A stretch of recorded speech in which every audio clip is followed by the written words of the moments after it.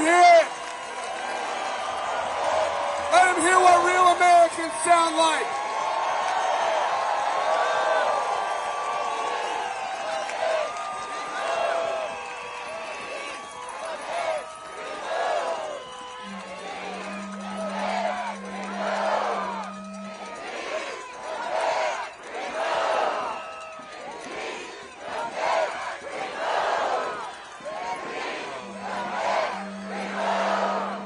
Let me hear it!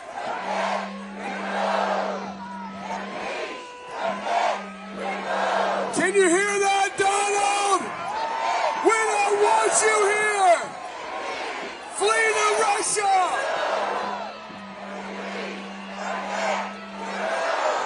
All right. All right, thank you. This next guy was also a hero of mine who became a friend of mine. I got to listen to him last night, and it was just incredible. Some of you did as well.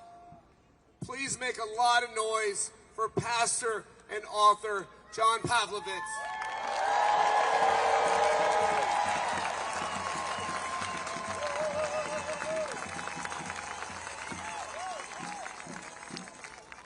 Good afternoon, America. I come to you from Raleigh, North Carolina, with a message. I am so grateful to be here today, but I need to tell you that I am not well. I am sick today, friends.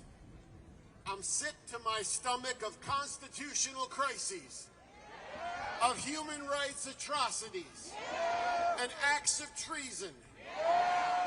I'm sick of my Latino and immigrant neighbors being indiscriminately and violently assaulted by masked thugs. I'm sick of food being taken out of the mouths of hungry children.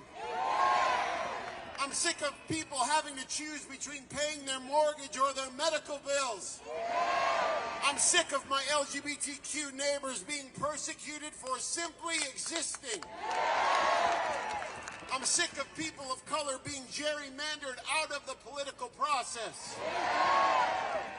I'm sick of women having to travel to another state just to have autonomy over their own bodies. I'm sick of our servicemen and women and our veterans being disrespected and disregarded. I'm sick of the reality that the greatest border crisis we face is the one separating church and state. And I am sick of desperately appealing to public servants to do the decent, humane, and legal thing and seeing them again flatly refuse. America, are you sick of all of this? And it's not just we who are gathered here today who are sickened. This entire nation is not well because in the highest position of leadership, we have one of the most amoral, lawless, vile, hateful human beings to ever walk the planet. He is a man devoid of decency, bereft of empathy, and allergic to truth. And for a decade, he has been a pervasive moral cancer feeding off the body of our republic. He has trafficked in tribalism, stoked division, and pillaged our resources. He has preyed upon the vulnerable, and he is inciting people to revel in the worst of their instincts. Now, I don't know a lot about medicine, but what I do know is that when a body is afflicted with cancer, you do everything you can to remove it. You don't simply let it destroy everything around you without resistance.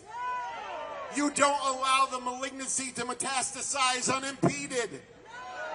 You don't give it carte blanche for 2 years to ravage whatever is in its path and hope for the best. Friends, for the sake of preserving life, you move heaven and earth to get the cancer out.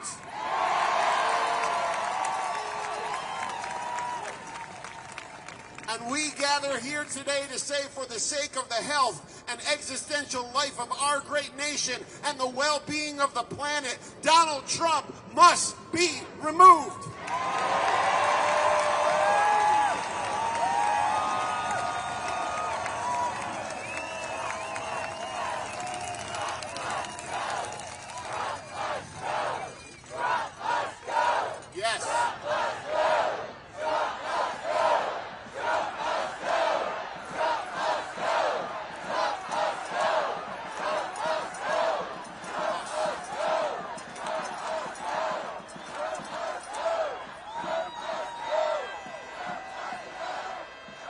Now listen, friends, listen.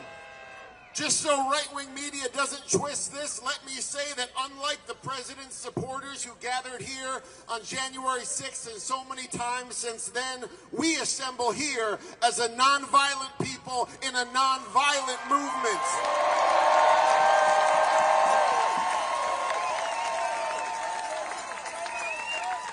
We seek a peaceful, legal, constitutional remedy to this national heart sickness, and it comes in the form of impeachment, conviction, and removal. And this is what we are demanding today.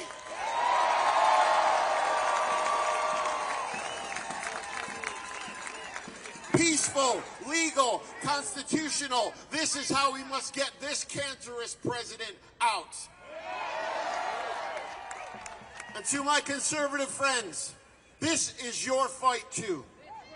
We are tethered together in one interdependent community. Our destinies are intertwined because we are all closer to being beggars than billionaires.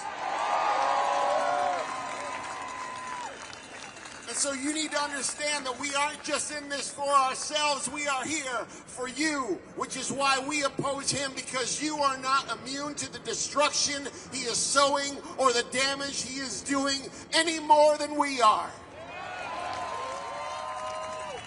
Your elemental freedoms and liberties are being taken away as well.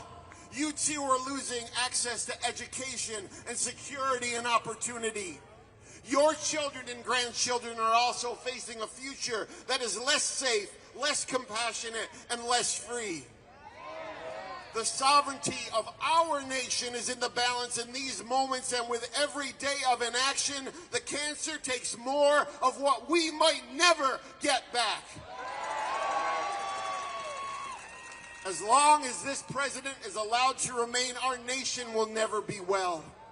And we could so easily be well. It could all be so very simple.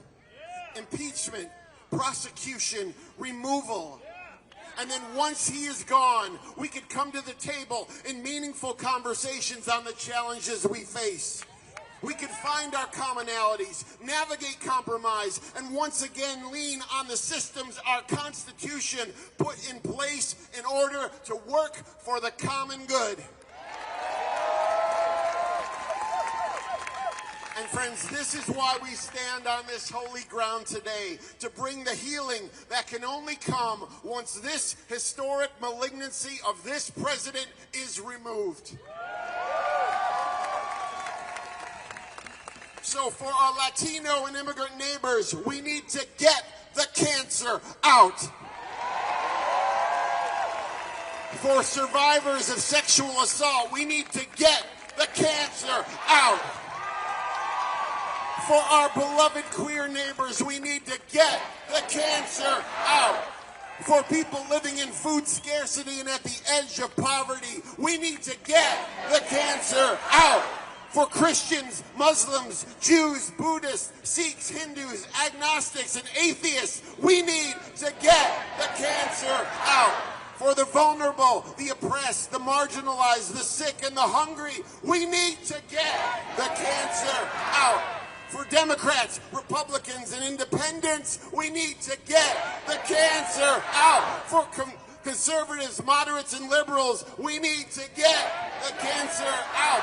And for the America that still could be, we need to get the cancer out. So let's make sure that love has the last, loudest word, friends. We must impeach, convict, and remove Donald Trump. And then we can get well. We will get well, America. We will all be well.